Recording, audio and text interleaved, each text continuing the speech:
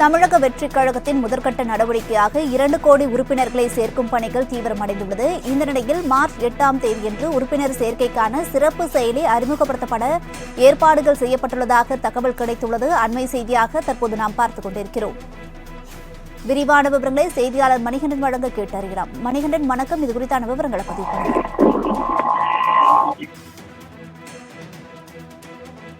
தமிழக வெற்றிக் கழகம் கடந்த மாதம் 2ஆம் தேதி துவக்கத்திலிருந்து பல்வேறு செய்திகள், அது குறித்த இணையதள பதிவேடுகள், அது மட்டுமல்லாமல் உறுப்பினர் சேர்க்கை உள்ளிட்டவற்றை குறித்த செய்திகள் இணையதளத்தில் வெளியாகி வந்தது. அதன் நிலையில அதிகாரப்பூர்வமாக அந்த கட்சியின் சார்பில் ஹேண்டில் செய்யப்படக்கூடிய ட்விட்டர் பக்கத்தின் வாயிலாக வரக்கூடிய செய்திகளை நம்ப வேண்டும் என அந்த கழகத்தின் சார்பில் பொதுச் செயலாளராக இருக்கக்கூடிய புஷி ஆனந்த் அவரது முகநூல் பக்கத்துல தகவலை பதிவு செய்திருந்தார். அதன்படி கிட்டத்தட்ட உறுதி செய்யப்பட்ட தகவலாகவே இந்த தகவல் பார்க்கப்படுகிறது. அதன்படி வரக்கூடிய வெள்ளிக்கிழமை அன்று தமிழக வெற்றிக் கழகத்தின் உறுப்பினர் சேர்க்கைக்கான சிறப்பு செய்தி என்பது அக்கட்சியின் தலைவர் நடிகர் விஜயன் மூலமாகவே அறிமுகப்படுத்தப்படும் என்பது கிடைக்கப்பட்டிருக்கக்கூடிய தகவலாக இருக்கிறது.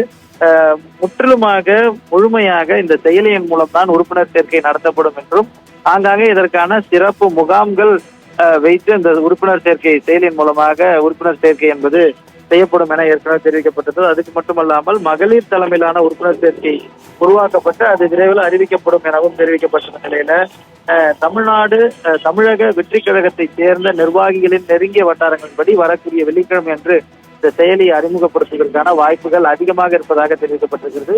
மேலும் தாவேகாவை சேர்ந்தவர்கள் மாற்றுக் கட்சிகளின் பிரச்சாரம் மற்றும் பொதுக்கூட்டத்தில் கலந்து கொள்ளக்கூடாது எனவும், சிறப்பு செயலி அறிமுகமானதும் உறுப்பினர் சேர்க்கையில் மட்டும் கவனம் செலுத்த வேண்டும் எனவும் தலைமை கழகம் கட்சியின் ஏற்கனவே மாவட்ட செயலாளராக இருந்து நிர்வாகிகளாக மாவட்ட செயலாளர்களாக அந்த பதவி வழங்கப்பட்டிருக்கக்கூடிய நிர்வாகிகளுக்கு அறிவுறுத்தல் வழங்கியிருக்கிறது. அந்த மாவட்ட கழக நிர்வாகிகள் அவர்களுக்கு கீழே இருக்கக்கூடிய பகுதி கழக நிர்வாகிகளுக்கான அறிவுறுத்தல்களை வழங்க வேண்டும் எனவும் அறிவுறுத்தல் வழங்கப்பட்டிருக்கிறது.